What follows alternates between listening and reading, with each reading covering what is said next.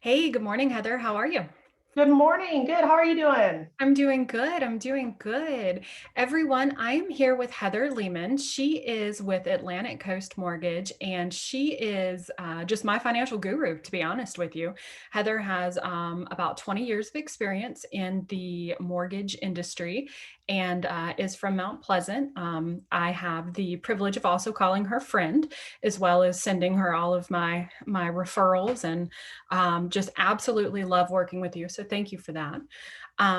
Wanted to just take a minute and talk about real estate, the current market, and kind of guide first-time home buyers alone. Heather, in your opinion, what advice would you give to first-time home buyers that are beginning the pre-approval process with you?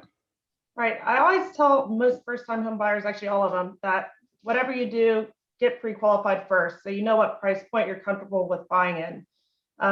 Get all the documents over to the lender, whatnot, income documents, asset documents, just to be certain that everything's going to go smoothly throughout the process, and also that you're happy with the payment and you're aware of how much money you'd have to bring to closing if applicable.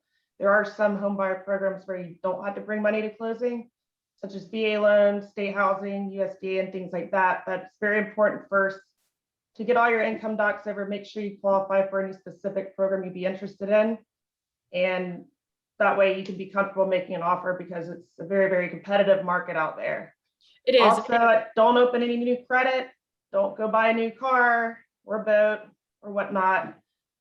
Save, save, save, because you never know if expenses might go up and you might find the home of your dreams. You might need to put a little bit more money down. Keep working regular hours on your job, and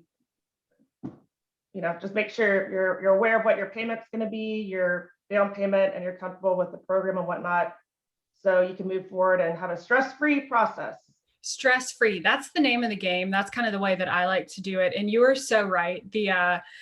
The worst thing ever is standing waiting for your clients, or at least in my opinion, and then they come in with a new car, to closing, and then last minute don't qualify. So I personally have not had that happen, but I have heard horror stories. So kind of thankful there. Now, in this current white hot market, are you seeing any crazy trends? Anything that's just like unique to what we're currently going through? It's just there's such a lack of inventory and everything. If you see a property that you really like, you need to be prepared to jump on it. A lot of people are offering over the asking price just so that their offer is accepted, knowing that the contract's contingent on an appraisal. So if it doesn't appraise for that amount, there's still room to hopefully negotiate to come down to a lower price. If not, you'd be able to get out of the contract for that reason.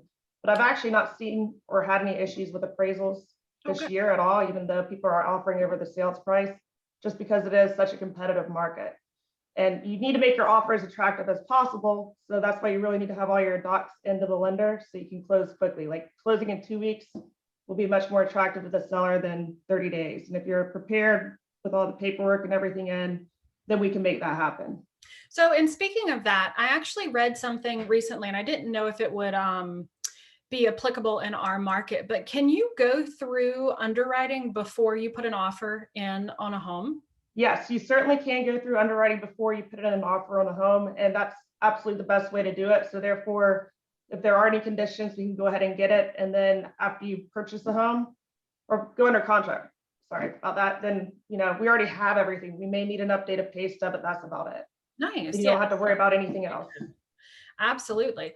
Cool. So we focused a lot on kind of advice for first time home buyers. Now, folks that already own homes and have current mortgages, what would you say would be a threshold, since rates are so low currently, that, if you're at X percent, that you should probably look into refinancing?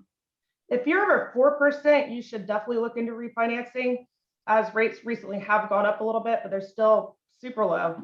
I do feel like in the next few months, we'll see them trend back down again. And at that point, I'd say probably 3.5% or higher, you may want to consider refinancing. But you can always call, text, email me or whatnot, and just give me a basic scenario, and I can keep an eye out on rates for you and let you know once it hits a certain point that would be worthwhile to pull the trigger on the refinance. That's awesome. And I will make sure that all of Heather's info is in the comment line and, when I send this out. So that's great. Heather, thank you so much for taking time out of your day. I know that you're crazy with this current market, and I really, really appreciate it. And I appreciate you. You were awesome, and I love working with you. That same, my friend. You make the process so easy.